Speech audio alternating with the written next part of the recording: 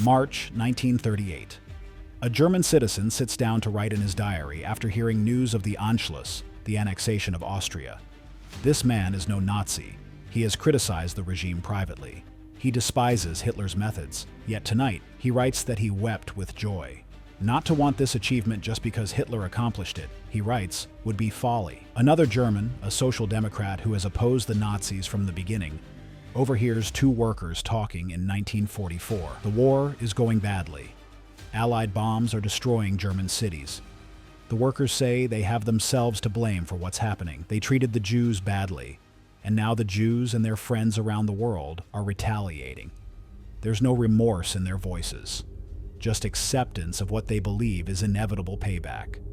These voices complicate the simple story we often tell about Nazi Germany. We want to believe that most Germans either fanatically supported Hitler or secretly opposed him. The reality was far more complex, more uncomfortable, and more important to understand. What did German citizens really think about Hitler? The answer will surprise you. Before we can understand what Germans thought about Hitler, we need to address a fundamental problem. How do we know what people really thought in a dictatorship where expressing the wrong opinion could cost you your life? Official Nazi polls and election results after 1933 are essentially worthless. When Nazi officials asked citizens whether they supported the Führer, surrounded by SA men in brown shirts, what do you think people said? When elections were held with only one party on the ballot, what do the results actually tell us? But historians have access to sources that reveal more authentic opinions, private diaries that people never intended to publish, letters between family members separated by distance or politics, secret reports compiled by Nazi officials themselves to track public mood, reports from exiled social democratic networks that maintained contacts inside Germany, captured conversations of German prisoners of war, recorded without their knowledge by British and American intelligence. These sources paint a picture that's more nuanced than simple support or opposition. They show Germans constantly deliberating, evaluating, weighing their options and beliefs. They show people making choices, not being mindlessly manipulated, and those choices help explain how the Nazi regime sustained itself for 12 years. The story begins not with Hitler's absolute power, but with his struggle to achieve it. In 1928, the Nazi Party received just 2.6% of the vote in national elections. The economy was stabilizing. The Weimar Republic seemed to be working. Most Germans had no interest in radical solutions from the political fringe. Then came 1929 and the Great Depression. Overnight, millions of Germans lost their jobs. Middle-class families who had saved for decades watched their money become worthless. Young people graduated from university with no prospect of employment. The democratic parties that had governed Germany seemed unable to solve the crisis. In this environment, Hitler's message found an audience. He didn't offer complicated economic theories or incremental reforms. He offered a simple narrative. Germany had been betrayed. The Treaty of Versailles had crippled the nation unfairly. Communists and Jews were undermining the country from within. Democratic politicians were weak and corrupt. What Germany needed was strong leadership, national renewal, and the restoration of German greatness. By September 1930, the Nazi Party's vote share had jumped to 18%. They were suddenly the second largest party in the Reichstag. In July 1932, they received 37% of the vote. They were now the largest party, though still far from a majority. It's crucial to understand what this means. Even at the height of Nazi electoral success in free elections, most Germans did not vote for Hitler. In the March 1933 election, held after Hitler had already become chancellor and after the Reichstag fire gave him emergency powers, the Nazis received 44% of the vote. Combined with their coalition partners, they achieved a majority. But 56% of Germans voted for other parties, despite the intimidation and violence that characterized the campaign. So who did vote for the Nazis, and why? Contrary to popular belief, the Nazis did not primarily attract the unemployed or the desperately poor. Research analyzing voting patterns shows that Nazi support was strongest among the self-employed, small business owners, and middle-class Protestants, especially in areas with high unemployment. These were people who feared falling into poverty, not people who were already there. They owned small shops, farms, or businesses that were struggling. They had something to lose, and they were terrified of losing it. The Nazis promised to protect them from economic collapse, from communist revolution, from the chaos of democracy. The Nazis also attracted strong support from rural areas and small towns, particularly in Protestant regions. Catholics were somewhat more resistant, partly because the Catholic Church maintained its own social organizations that competed with Nazi groups. But even among Catholics, support grew significantly after 1930. Young people were disproportionately attracted to Nazism. The Hitler Youth and similar organizations promised adventure, purpose, and belonging for young Germans who had grown up in the instability of the Weimar years, who faced unemployment and uncertainty. The Nazi movement offered structure and meaning. University students and educated professionals also supported the Nazis in significant numbers. The notion that only the ignorant or uneducated fell for Nazi propaganda doesn't hold up. Doctors, lawyers, professors, and engineers joined the party in substantial numbers. They saw themselves as making an informed, rational choice to support what they believed was Germany's best hope for renewal. But voting for the Nazis in 1932 is different from supporting Hitler once he had absolute power. How did attitudes change after 1933? The answer depends partly on who you were. For Jews, for communists, for social democrats, for anyone the Nazis defined as an enemy, there was no question of support. These groups experienced terror from the first days of Nazi rule. SA men roamed the streets, beating opponents, dragging people to improvised prisons, creating an atmosphere of fear. But for those the Nazis defined as part of the racial community, the Volksgemeinschaft, the experience was different. And it's this majority experience that we need to understand if we want to comprehend how the regime sustained itself. The Nazi regime offered Germans a compelling narrative about themselves and their nation. Germany, they said, had been a great power before World War I, but Germany had been stabbed in the back, betrayed by traitors at home, forced to accept an unjust peace treaty. Now Hitler would restore Germany's greatness. He would make Germans proud again. He would ensure they would never be humiliated or victimized again. This narrative resonated deeply. Germans really did believe they had been treated unfairly at Versailles. They really did resent the loss of territory and the reparation payments. They really did feel that other nations looked down on them. Hitler's promise of national renewal, of restoring German honor and power, appealed to these genuine grievances. The sense of national humiliation ran deep in German society. After World War I, Germany had lost territory to Poland, France, Denmark, and Belgium. The Rhineland was occupied by foreign troops. The German military was restricted to a fraction of its former size. The treaty required Germany to accept sole guilt for the war, a burden many Germans found deeply unjust. They had not felt they were uniquely responsible for the war. They believed they were defending themselves against encirclement by hostile powers. Economic hardships reinforced these resentments. The reparation payments, while never fully paid, symbolized Germany's subordinate status. When the French occupied the Ruhr in 1923 because of missed payments, it confirmed German beliefs about Western exploitation.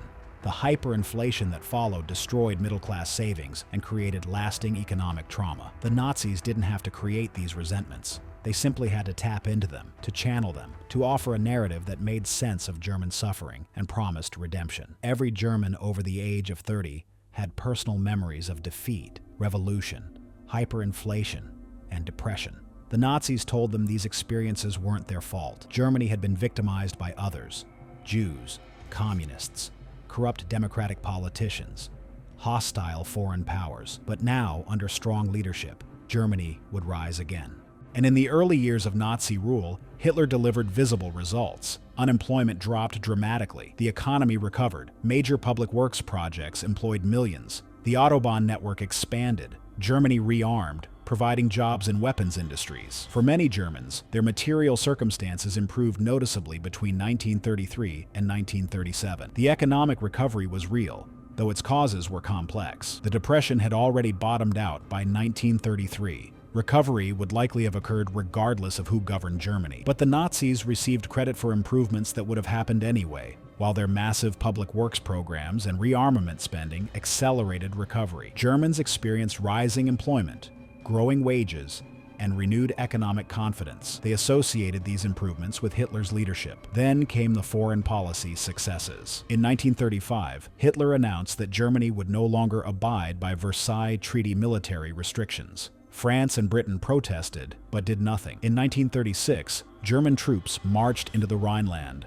reclaiming territory that had been demilitarized under the treaty. Again, the Western powers did nothing. The effect on German public opinion was electric. Hitler was defying the powers that had defeated Germany and getting away with it. He was restoring German sovereignty and pride. According to multiple sources, Hitler's popularity surged after the Rhineland occupation. Even Germans who disliked the Nazis' domestic policies found themselves swept up in the national euphoria. In 1938 came the Anschluss with Austria. Ethnic Germans were being united with the fatherland. Then the Sudetenland was annexed from Czechoslovakia, bringing more ethnic Germans into the Reich. Then, in March 1939, the rest of Czechoslovakia was occupied, and still France and Britain did nothing beyond protest. For many Germans, these bloodless victories validated Hitler's leadership. He had achieved what previous governments could not. He had restored German power without firing a shot. The humiliation of 1918 was being reversed. A German professor wrote in his diary in 1939 that Charles University in Prague, the oldest German university, was once again in German hands. His excitement was palpable. The diary entry from March 1938 mentioned at the beginning captures this dynamic perfectly. Here was a man who had criticized the Nazis, who understood their brutality, who was no fan of Hitler. But when Hitler achieved the unification of Austria and Germany, something millions of Germans had desired for decades, this critic found himself crying tears of joy. The achievement was real, regardless of who accomplished it. This is uncomfortable to acknowledge. We want to believe that anyone who supported Hitler in any way was either evil or stupid, but real humans are more complicated. They can recognize someone's brutality while celebrating their achievements. They can disapprove of methods while approving of results. They can hold contradictory beliefs simultaneously. So by 1939, Hitler had enormous support among Germans.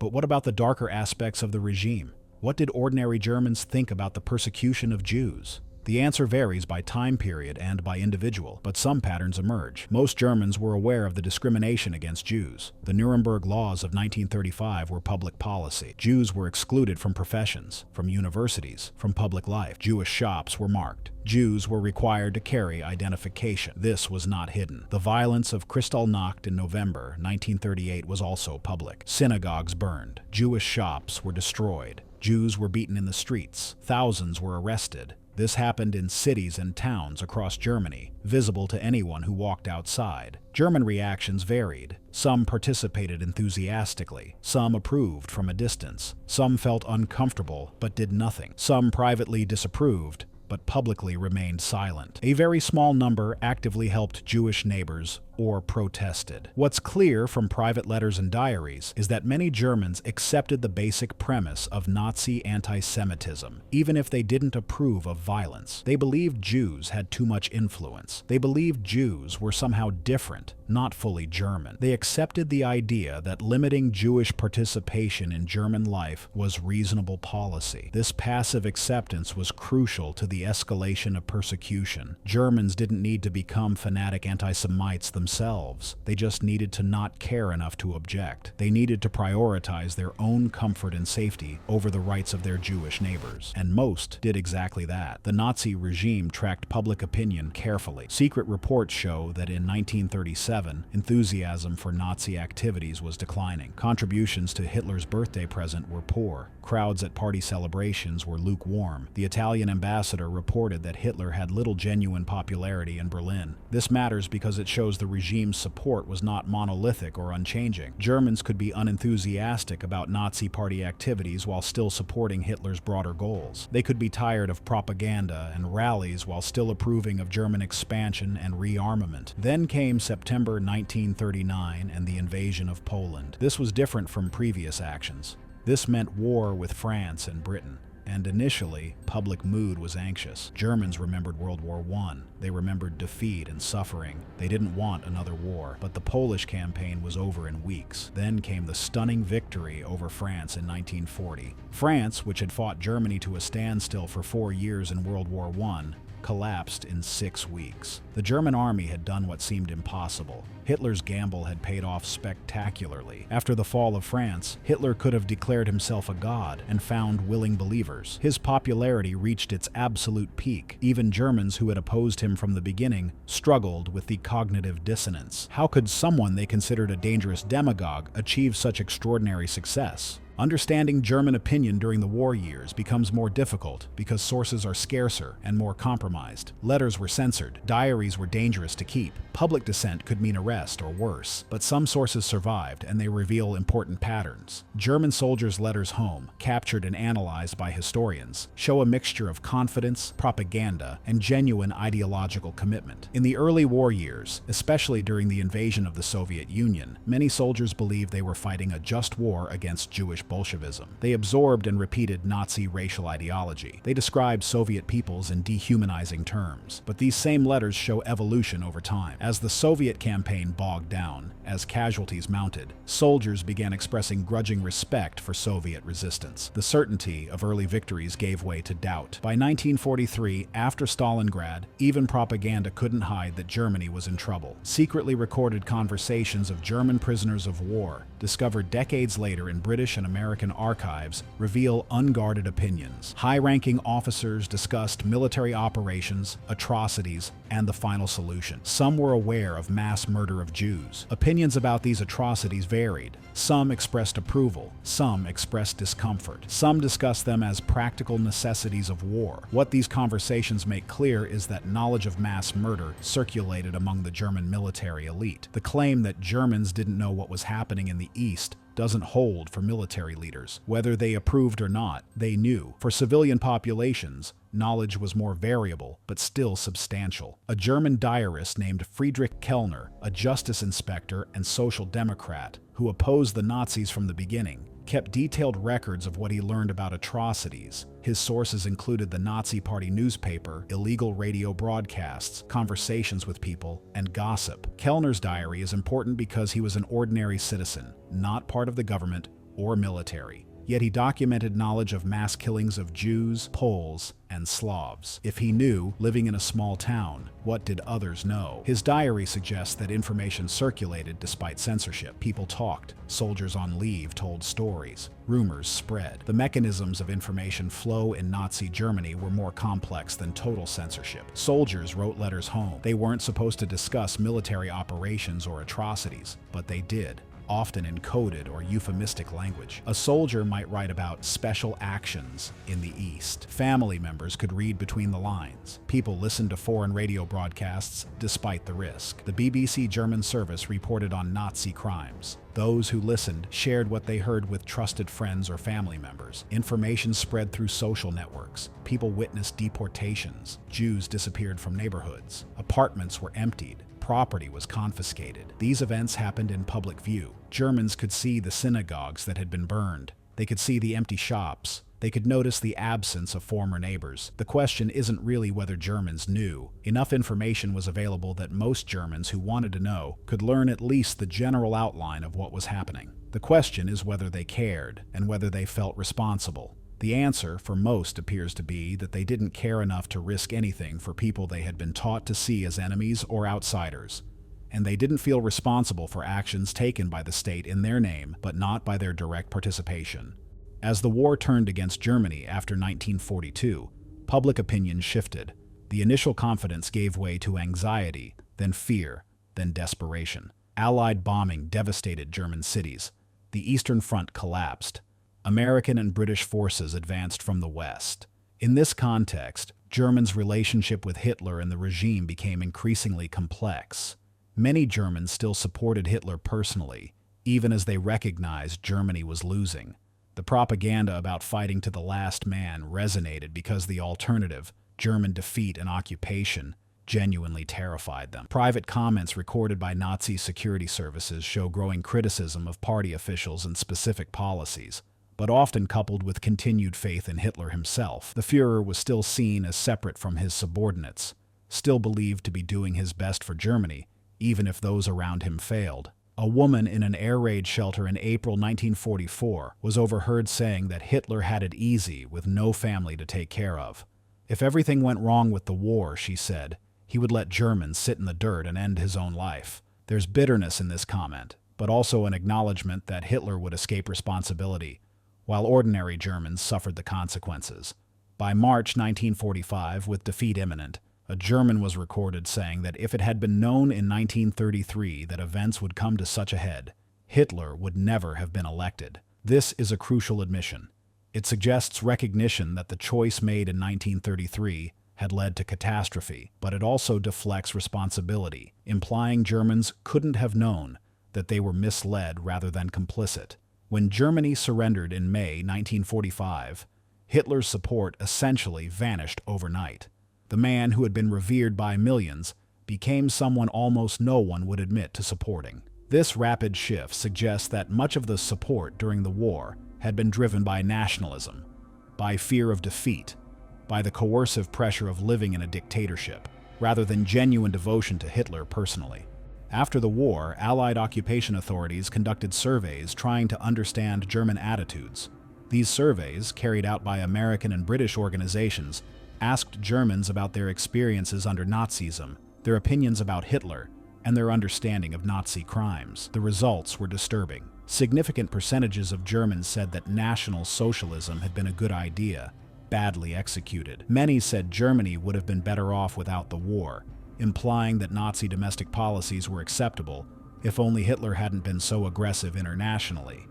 This distinction between Nazi domestic policy and foreign policy appeared frequently. Germans could acknowledge that the war was a mistake, while defending aspects of the Nazi regime they had benefited from or agreed with. When asked directly whether Hitler had been a great leader who made some mistakes, or fundamentally misguided from the start, many Germans chose the first option. Even after everything that had happened, after the revelation of concentration camps, after the complete destruction of Germany, significant numbers of Germans maintained that Hitler's core ideas were sound, just poorly implemented or taken too far. When asked about the Holocaust, many Germans claimed ignorance. They said they hadn't known about the murder of Jews, or they said they had heard rumors but didn't believe them, or they said they knew something bad was happening but not the full extent. These claims of ignorance became a standard defense, so common that they became a cliché. The phrase, "we didn't know," would echo through post-war Germany for decades. Historians debate how much these post-war claims reflect genuine wartime ignorance versus post-war rationalization. The evidence suggests that most Germans had at least general knowledge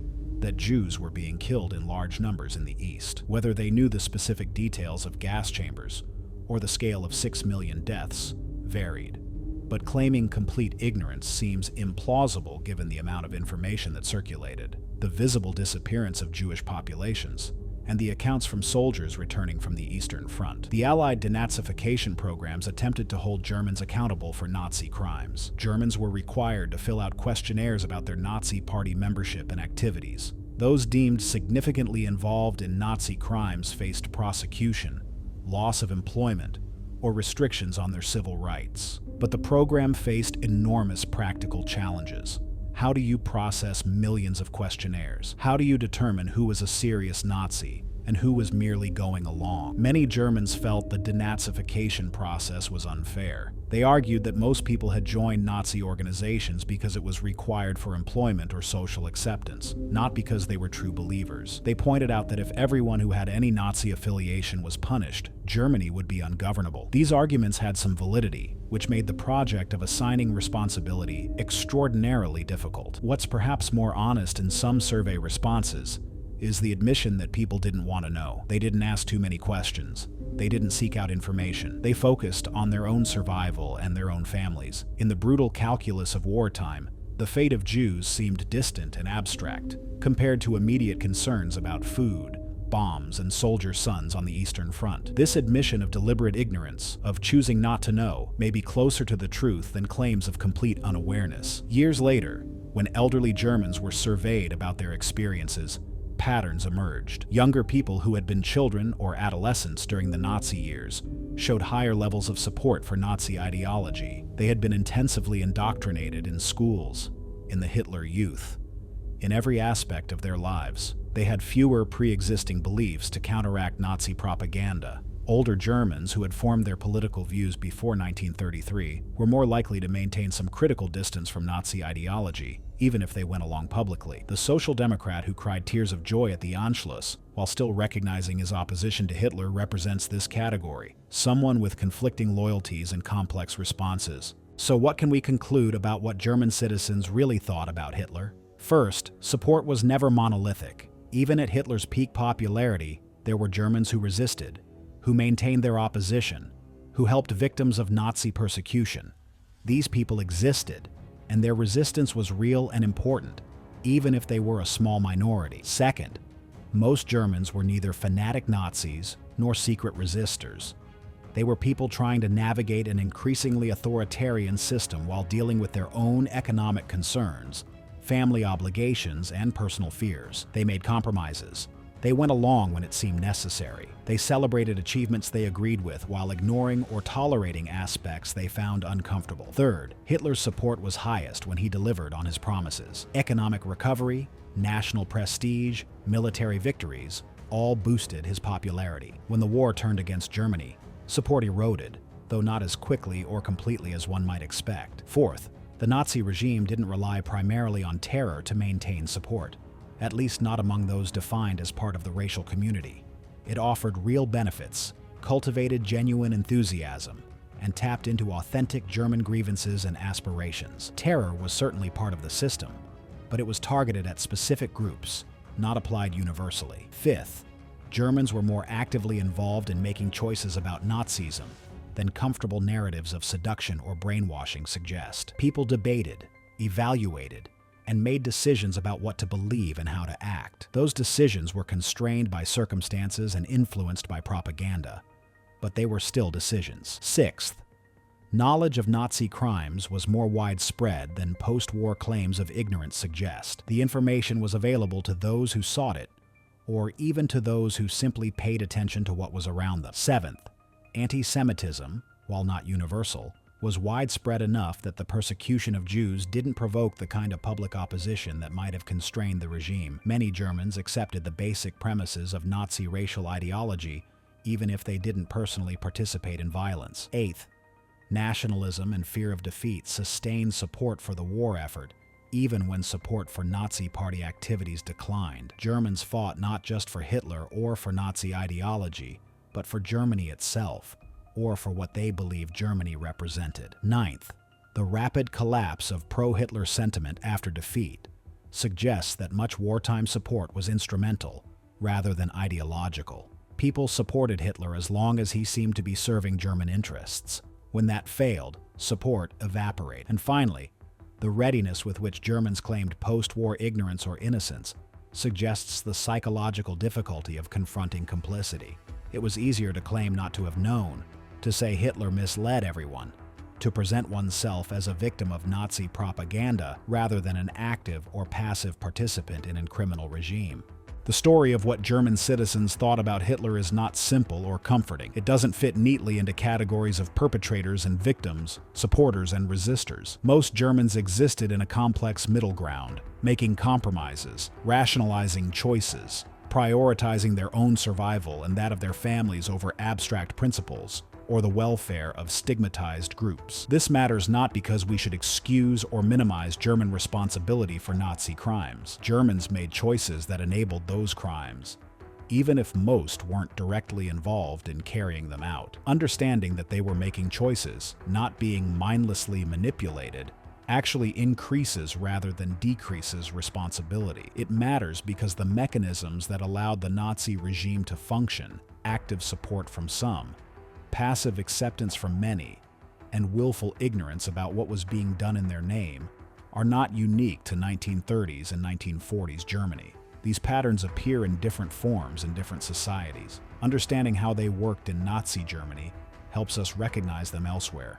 The German who cried tears of joy at German expansion while maintaining his opposition to Nazi domestic policies. The workers who blamed themselves for persecuting Jews but showed no actual remorse. The woman who bitterly resented being left to suffer the consequences of Hitler's decisions. The soldier who expressed grudging respect for Soviet resistance while still fighting to conquer Soviet territory. All of these represent real human responses to extraordinary circumstances. They were not monsters.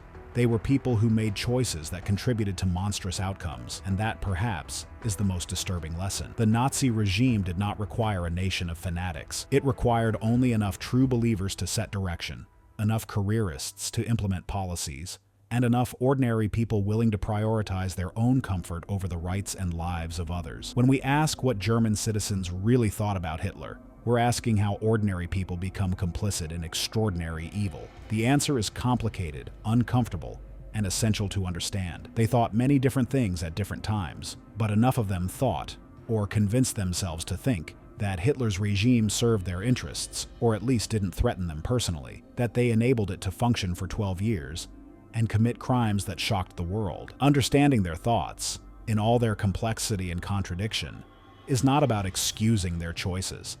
It's about ensuring we recognize the warning signs when similar patterns emerge in our own times, in our own societies, among our own neighbors, and perhaps even ourselves. The history of German attitudes toward Hitler teaches us that ordinary people can enable extraordinary evil through a combination of active support, passive acceptance, and willful ignorance. It shows us that nationalism, economic anxiety, and fear can override moral considerations. It demonstrates that people are capable of holding contradictory beliefs, celebrating achievements while ignoring or rationalizing crimes. It reminds us that information alone is not enough. Germans had access to information about Nazi crimes, but many chose not to seek it out or didn't act on what they knew. It shows us that propaganda works not by convincing everyone of complete lies, but by providing frameworks that allow people to rationalize what they want to believe anyway. It warns us that gradual normalization of the abnormal can happen so incrementally that people don't recognize the transformation until it's too late. Germans didn't wake up one day supporting genocide. They made a series of smaller compromises, each seemingly reasonable in isolation, that cumulatively led to catastrophe. And it challenges the comfortable notion that we would have behaved differently. Most Germans weren't monsters. They were people who made choices that seemed rational given their circumstances, their fears, and their priorities. That's precisely what makes their example so important. If only monsters enable evil, then most of us are safe. But if ordinary people can enable evil through ordinary choices, then we all bear responsibility for vigilance. The question, what did German citizens really think about Hitler, ultimately forces us to ask, what would we think? What would we do? What compromises would we make? What would we choose not to know? These are not comfortable questions, but they are necessary ones. If you enjoyed this video, please like and subscribe to our channel so you never miss out on more history documentaries.